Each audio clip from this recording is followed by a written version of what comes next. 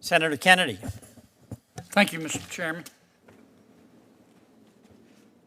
Congratulations to all of the nominees. Judge Mahalchek, you remember a case called Yentzer v. Potter County?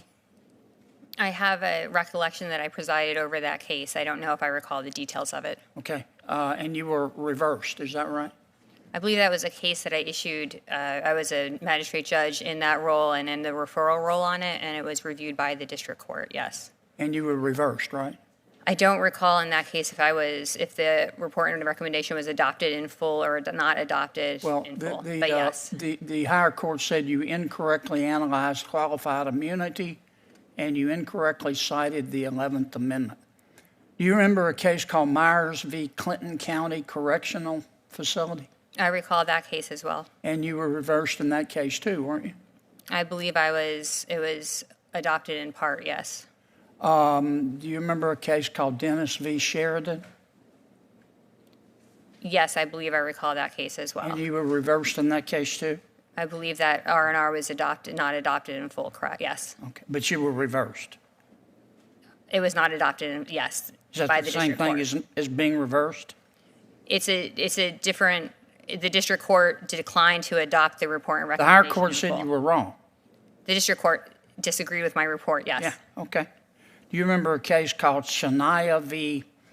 East Pennsboro? Yeah, the Chenias are pro se plaintiffs who have brought a number of cases, so I'm Right, not sure which right. one you're referring to, but yes. I'm just curious, you were reversed in that case too, were you not? In part, yes. Okay.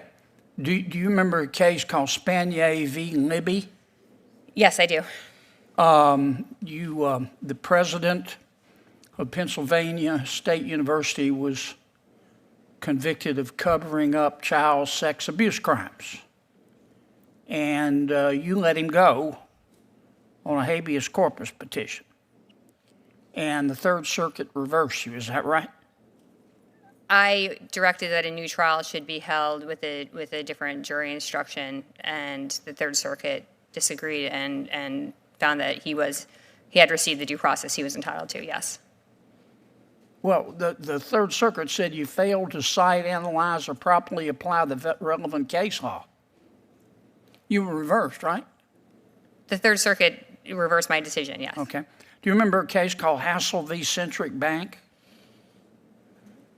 I vaguely recall that case, yes, Senator. You were reversed, weren't you? I believe the district court failed to decline to adopt my recommendation, Okay. yes. Do you remember a case called Ramsey v. Amtrak?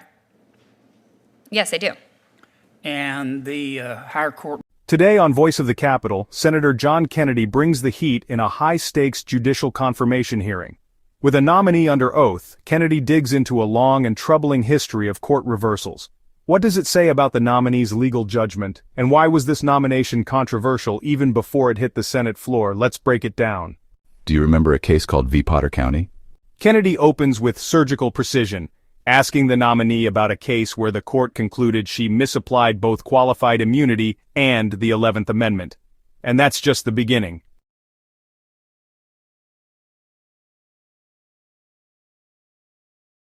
From Myers v. Clinton County Correctional Facility to Dennis v. Sheridan, the nominee is forced to admit again and again how her rulings failed to hold up under appellate scrutiny.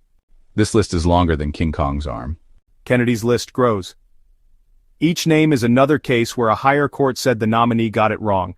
Some rulings involved basic procedural errors, others deeply sensitive matters like the Spanier case, in which she granted a new trial to a university president convicted of covering up child sex abuse.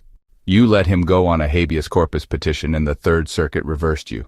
Senator Toomey refused to send in a blue slip for you. He thought you were so unqualified.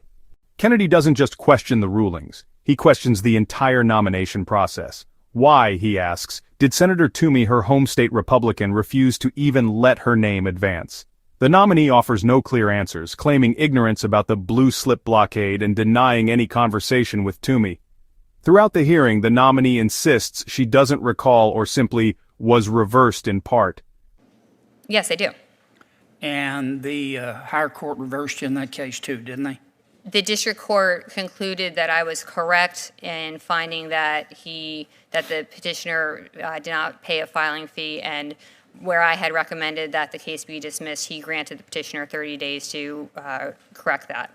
So you were reversed in part. Yes. Okay. Do you remember a case called McCracken v. Fulton County? Yes, I do. You were reversed in that case too, weren't you? I believe that was in part, yes. You remember a case called Bird v. Britton? I do. And were you reversed in that case? In part, yes. Okay. You remember I'm sorry. You remember a case called Allen v. Lackawanna County Board of Commissioners? I believe I recall that case, Senator. And you I'm were not sure. reversed in that case too, weren't you? I believe I was reversed in part in that case, yes. You remember a case called Daniels v. Capital One Bank? Yes. And I believe you were reversed in that case too?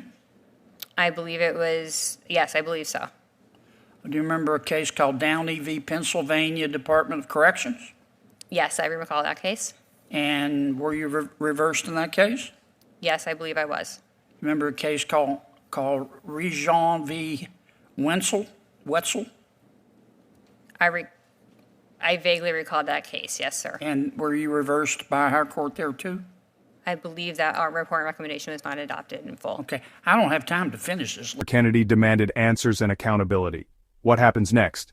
Will the committee move forward with a vote, or will this nominee be remembered as the latest cautionary tale in the politics of judicial appointments?